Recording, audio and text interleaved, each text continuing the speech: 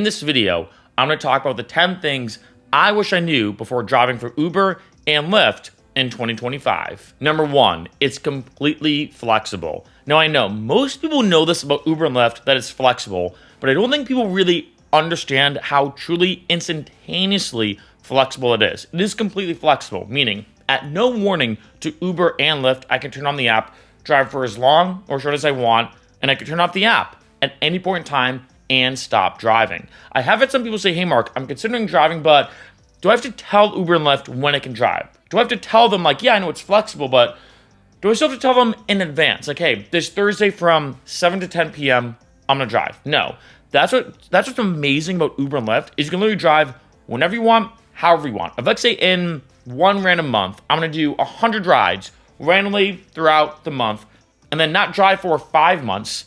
And then on the 6th month, start driving again, I can do that. There's no quota to kind of stay like live on the app or anything like that. They don't require you to do a certain amount of rides or something like that.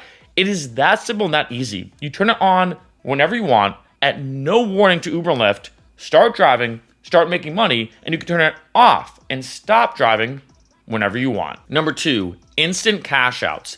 This, in my opinion, is one that I don't know why is not talked about enough because most people know the flexibleness of Uber and Lyft. That's, I think, the biggest reason why a lot of people sign up to drive, especially, let's say, if you want a second job or something like that.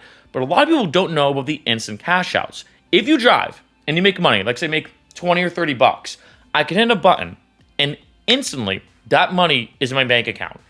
Instantly. Now, let's say if you don't want to do instant cash outs, Uber and Lyft does pay you weekly, which is still pretty good compared to most jobs. But even still, if you think about it, the fact that I can turn on the app and drive whenever I want, like I said, it's very, very flexible, completely flexible. I can turn it on whenever I want, start driving, make let's say 100 bucks, stop driving, hit a button, and know that money is instantly in my account. If let's say I want to pay off a bill, if I just want money for that night, if I just want money in general, I can instantly cash out any earnings that I've made. Number 3, easy sign up. When it comes to signing up to be a driver, it is super simple. First off, there are separate apps. So you have the Uber and Lyft apps when it comes to ordering one as a rider, but then you have the Uber driver app and the Lyft driver app when it comes to driving. Super simple. You sign up, they do a criminal background check and a driving history background check. They make sure you have the right requirements. And then once all that's good, you can start driving. They do check into your car as well, of course. They want to make sure that you have a car that qualifies, that's good enough to drive. You do have to get it inspected. But the truth is, compared to most other jobs, it's not like you have to do this whole interviewing process and all this kind of stuff.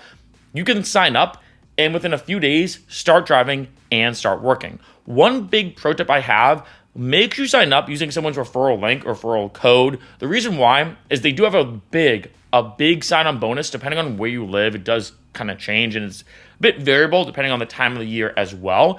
If you go to like say Lyft.com or Uber.com and you sign up, you do not get any sign-on bonus.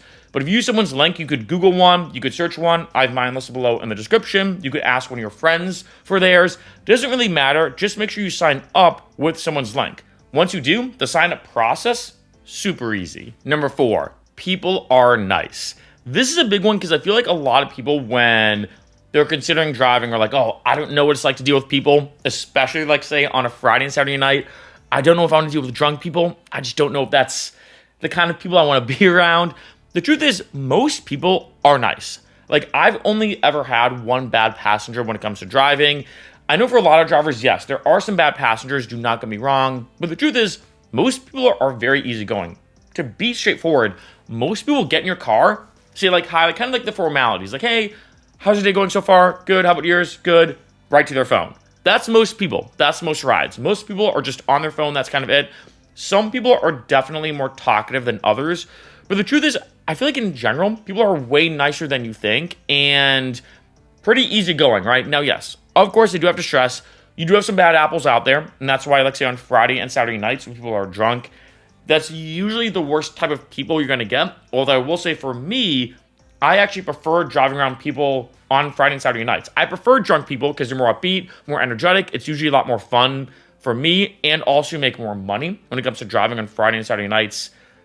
Technically, we'll talk about that a bit later in this video. Do you actually make more money on the weekends? It does depend. We'll talk about that a bit later.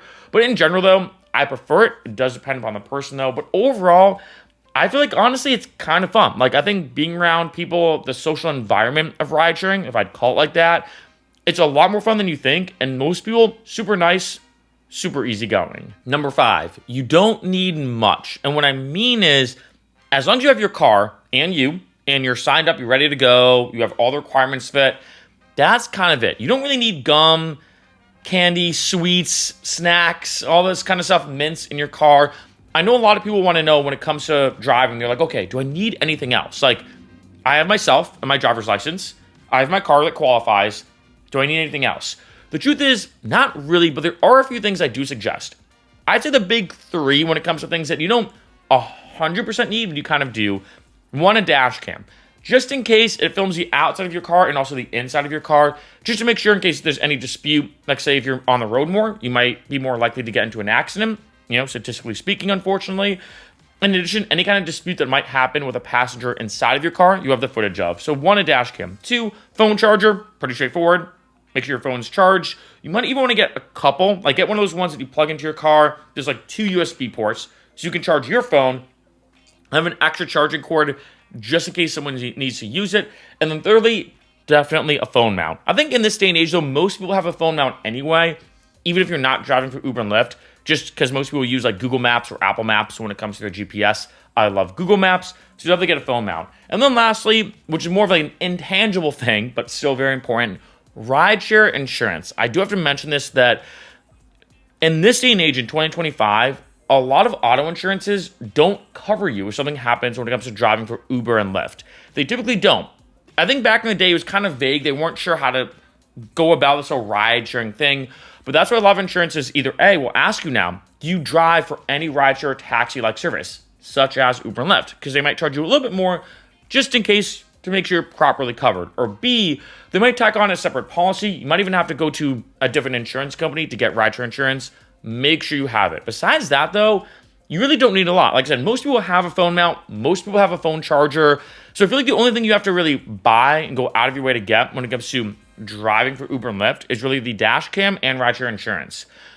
Besides that, what you have is pretty much what you need to start driving. Number 6, the pay. Let's get into it. How much are you going to make? How much can you potentially make? It depends. No, I know. There's nothing more annoying than like an ambiguous answer to a question like that. So I'm going to give you a few different things to understand. 1, I'd say the average driver right now in America makes about $20 to $25 an hour on average. Here's a second big important point. Your location is the number 1 factor that determines how much money you can make as a driver. So a driver like say in LA, San Francisco, San Diego, Chicago, Boston, these kind of hotspot big cities, Vegas, of course, Vegas, these kind of big cities, typically you're going to make a lot more money than a smaller area. This is something just to keep in mind. I mean, this isn't that, I feel like that mind-blowing, but I do want to mention it because as you can imagine, when it comes to the pay, if you're looking to make a lot of money, which who wouldn't want to make a lot of money, this is something to understand that just your given area, just your given demographic has a massive impact on that. I will say this too. There are a lot of different ways to make money driving for Uber and Lyft and different ways to optimize your income. I have a video listed below in the description to 25 huge tips when it comes to driving for Uber and Lyft, especially regarding making more money. Now, when it comes to the pay though, in 2025, to get into the more nitty gritty, I will say on this point, because of course pay is important. I will say the pay isn't as good as it used to be. I think because 1, 20 to 25 an hour is what I'd say was the average 10 years ago. Now, 10 years ago, and let's say 2015, that wasn't bad. 20 to 25 an hour, you drive whenever you want. When I was driving in Boston, for example, in 2015, when it would snow, and let's say the T, which is the public transportation, would break down. I mean, I'm looking at sometimes 30, 40, 50, or 60 an hour. I'm not exaggerating. Now, though, 10 years later, a decade later, the average, in my opinion, is still 20 to 25 an hour. So kind of unfortunate that that 20 to 25 dollars an hour doesn't hit the same in 2025. Hate to say, ironically 2025, right? Just realize that. That's the first thing I'm going to say. Second thing is Uber Lyft is taking out a bigger cut now. Uber Lyft, it does kind of fluctuate, but you're looking at about 40-ish%, 30%, sometimes as high as half, but you're looking at about 30 to 40% is a cut Uber Lyft's going to take out. So let's say if you make $24 an hour, Uber Lyft might take out, let's say, a third of that, so you're really walking away with $16 to $17 for that hour. Not the best. Thirdly, costs have gone up. Costs have gone up in terms of all the costly stuff that goes into being a driver. whether it's maintenance on your car, gas, just general day-to-day expenses. And that is one thing that's kind of annoying about Uber and Lyft, right? So with all these different things kind of being factored into it, I will say if you look at like how much money you make per hour, but then your actual bottom line after all this kind of stuff, it does kind of fluctuate. I might even say if I had to look at all the expenses and everything, maybe about 15 to 20 an hour, given on how you drive, when you drive, peak hours, bonuses, incentives, all this kind of stuff. So it is lower than you think, but it is a way. Like if you need cash now and you need to make money now, you want to pay off a bill, you want to pay off debt, whatever the case is. Like I said earlier, you could start driving, make money, instant cash out, that money's down instantly in your bank account. Number 7, expenses. So after talking about the pay and all that kind of stuff, what are the numbers? What really affects your bottom line? The unfortunate thing about Uber and Lyft, and this does bring up a whole bigger question, which I'll talk about in a second, is you have to spend money to make money. Very, very unfortunate, right? Now, when it comes to your car and you driving, first off, the most common expense, gas. We all know this. But also, you need more maintenance on your car, more oil changes. You're going to have to replace your brakes a lot quicker, right? All these different things that just come with wearing and tearing your vehicle down by putting on more and more miles. And especially, like saying this kind of the paradox. If you live in a city, you're going to make more money. But you're doing those city miles. You're doing those hard miles of stop and go, which does put way more depreciation on your car, that stop and go type traffic, a lot more wear and tear. And this is kind of unfortunate that, let's say if you put on, and I'm making numbers up, 10,000 miles as a result of driving for Uber and Lyft. Well, at that point, if let's say you go to sell your car 2 years later, your car is inevitably going to be worth less, just in general, because you have those 10,000 extra miles that would have not have existed if you didn't drive for Uber and Lyft. And these expenses can add up, right? Things like taxes as well, right? You are an independent contractor, which means any money that you make isn't taxed, well, at least not yet. So if let's say you're driving full-time, you're going to owe money around taxes, and you're not going to get a big lump sum back as most people would typically expect. If you've never done taxes as an independent contractor, this can be a huge rude awakening if you don't know things like saving money, keeping track of your receipts, how to do proper write-offs, getting a tax accountant. There's a lot to this, right? So a lot of these expenses can be very frustrating and very, very annoying, right? And this brings up the bigger question like I touched upon earlier, which is this. For some people, they're saying in 2025, okay, there's a lot that I wish I knew before driving, which is why I'm doing this video. But some people might say, after watching this video, being like, all right, there's a lot to being a driver that I didn't know.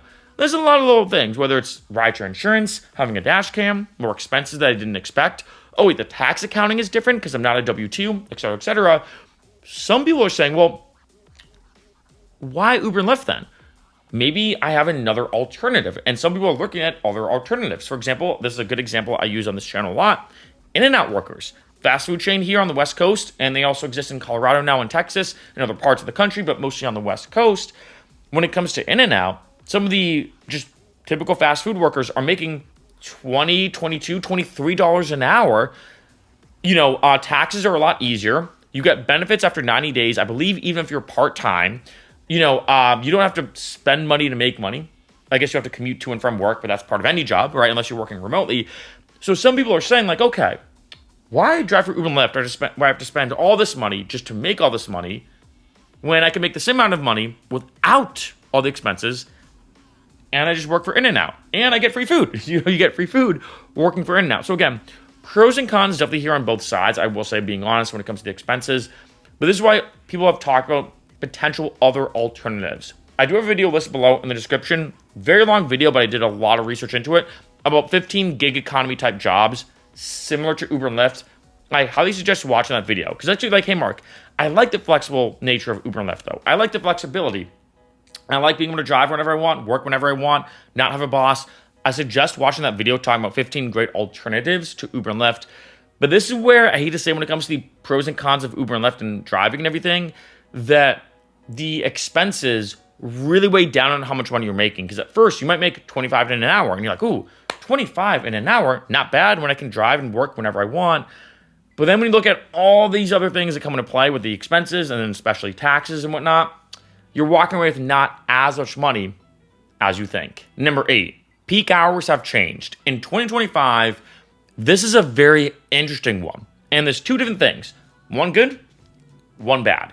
Now, to start off on the basics, in case you didn't know, Uber and Lyft one-on-one, to make the most amount of money, you typically drive during what's called the peak hours. This is when the most amount of people are ordering Uber and Lyft things are surging, which means you're going to make more money as a result.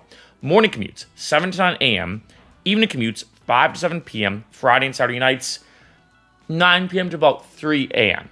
Now, that's typically the peak hours. However, I've talked before, when it comes to pro tips to make more money, about what I call the pregame hours. The pregame hours are the hours when people are not drunk yet, but you can still make a good amount of money because people are still going to their friend's place. I think this is a great alternative if, let's say, you don't want to drive on a Friday and Saturday night. So I'm looking at about 5 p.m. to, let's say, like 9 p.m. That kind of 4-hour window of people getting ready to start drinking, getting ready to go out. There might be pre-gaming, might not, depending on how they're feeling. But it's still a good amount of time to make a good amount of money. And then I've interviewed some drivers who swear by this shift. I've never done it, and I never will. Doesn't sound appealing to me. Who swear by 4 a.m. to 10 a.m.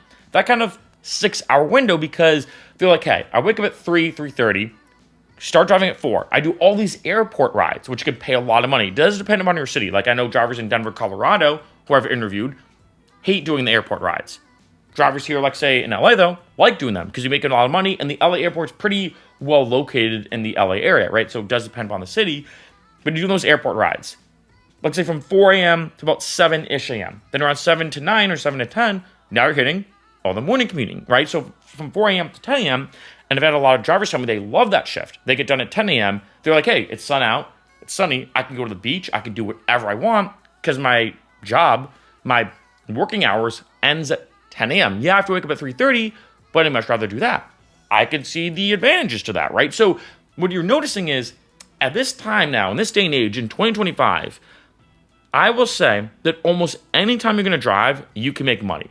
Back in the day, this was not the case. I think back in the day with Uber and Lyft not being as popular, with people's schedules not being, I think now people's schedules are a lot more flexible because of, I guess one positive aspect after the pandemic, a lot of people have remote jobs.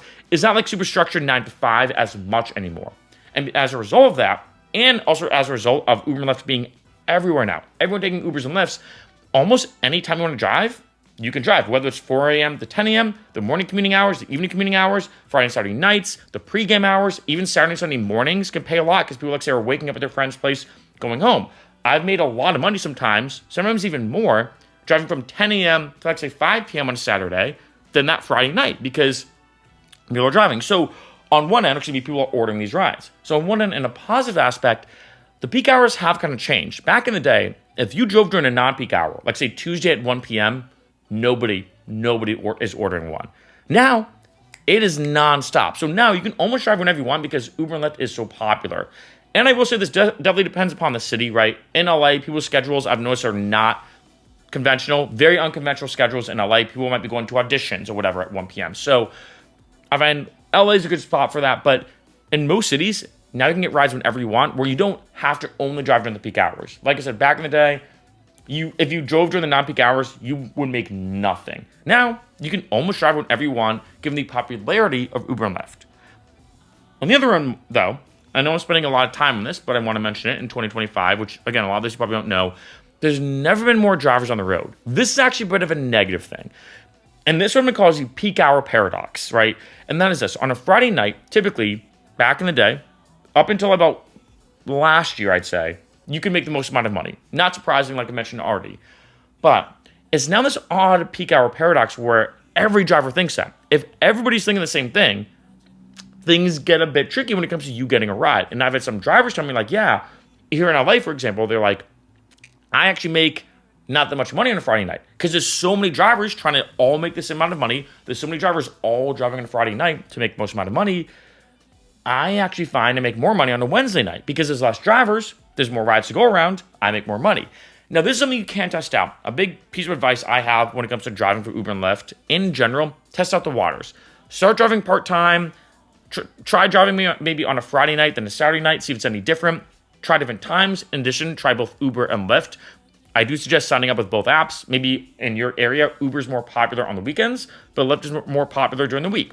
Tough to say exactly, right? But in general, this is one thing I want to say, that the times and how and when you can drive does have a big impact on your income, and it does depend upon your location, your demographics, and a lot more, which is why I do suggest to test it out. But in this day and age, in 2025, on one end, the peak hours aren't as prevalent. Before, it was almost feast or famine. That's what it was like back in the day. Feast or famine, either you made a ton of money or you made no money at all. Now, you can make money anytime you're driving. But on the other end, as a negative aspect with, now talking about too many drivers being on the road, sometimes the peak hours don't hit as well. And maybe sometimes you might look at other options, like the pregame hours. Maybe you make more money. Saturday and Sunday mornings, you might make more money. Drive as much you can, however you can, in different instances.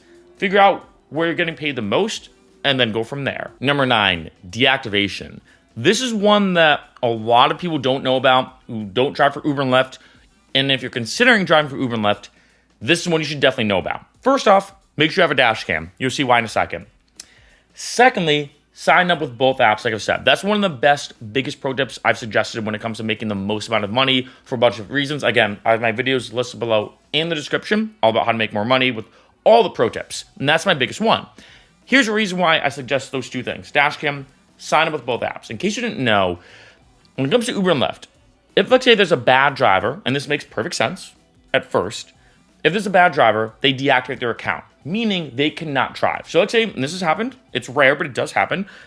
Let's say there's a driver that gets caught driving drunk and they get a DUI.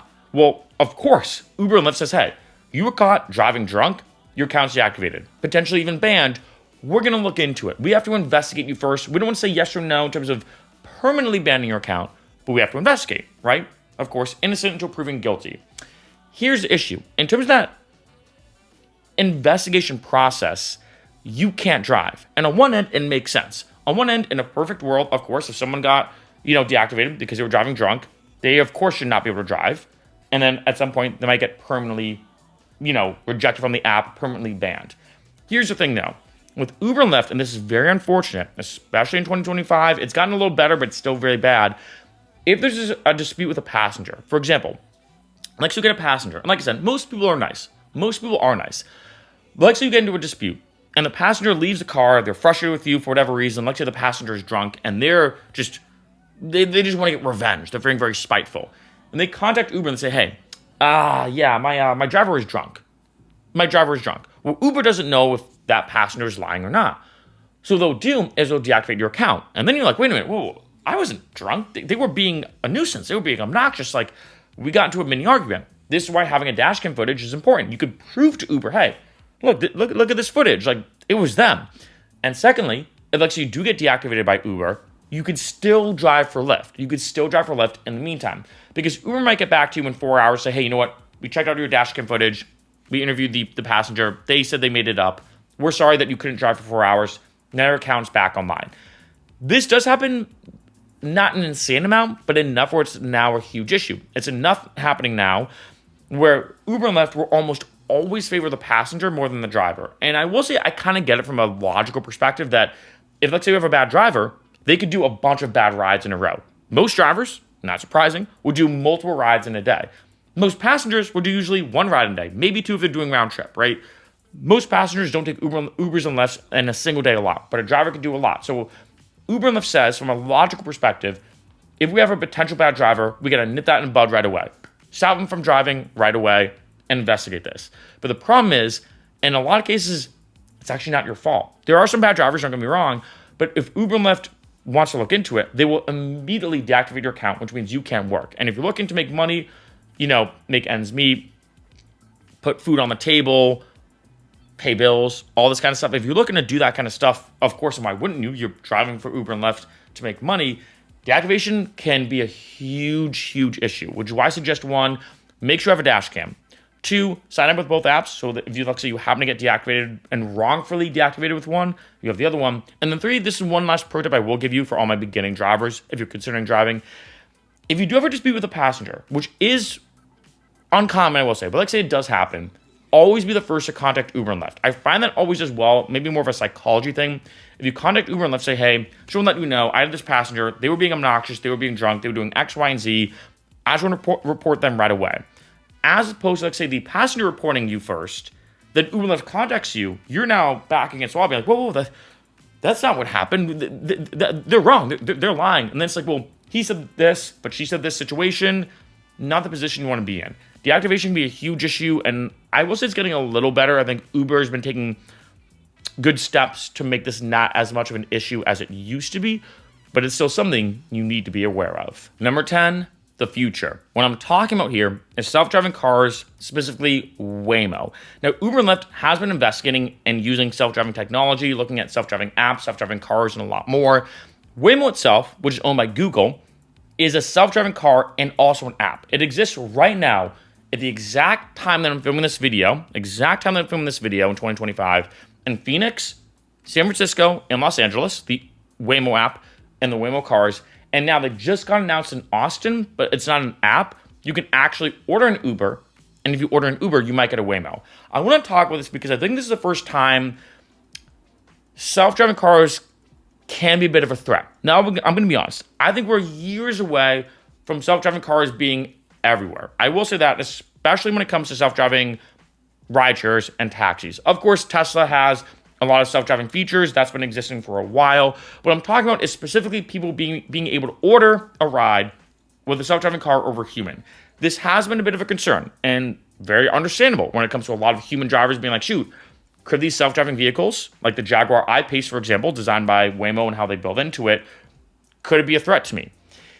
In some cases, yes. In 2025, in some cases, no. And this is something I think a lot of people are probably curious about, which is why I want to put on this video, something that you probably I wish I knew a lot more about self-driving cars before getting into Uber and Lyft, is this. One, if you live in a city that's not those that I mentioned, if you don't live in these 5, Phoenix, Atlanta, Austin, San Francisco, and LA, if you don't live in these 5, it's not something you really have to worry about right now in this year, being honest. Now, if you live in Phoenix, Los Angeles, or San Francisco, it might be. When it comes to the app, now anyone can download it. Before it used to be a wait list. And I will say, Waymos are now everywhere. Take here in LA. And LA used to be a great place to drive. And it is, I think, still. But as you can imagine, the more people that take Waymos, every single time a Waymo gets taken, that's one less ride for a human driver. In addition, Waymos are starting to get significantly cheaper. Back in the day, they were always more expensive than Ubers and Lyfts. Now they're not. And as we all know, when it comes to the economy and the way things are going, if people can save money, they're going to save money however they can, whenever they can. And if taking a Waymo, a self-driving car, is going to be a lot easier than that, they're going to take the Waymo because it's easier, cheaper, doesn't matter. If I can get from point A to point B cheaper, I'm going to do it. So in Phoenix, LA, and San Francisco, this is something to keep on your radar because it could be the case that there are less and less rides to go around. And like I mentioned earlier, with there already being too many drivers on the road, there's only a finite amount of rides to go around.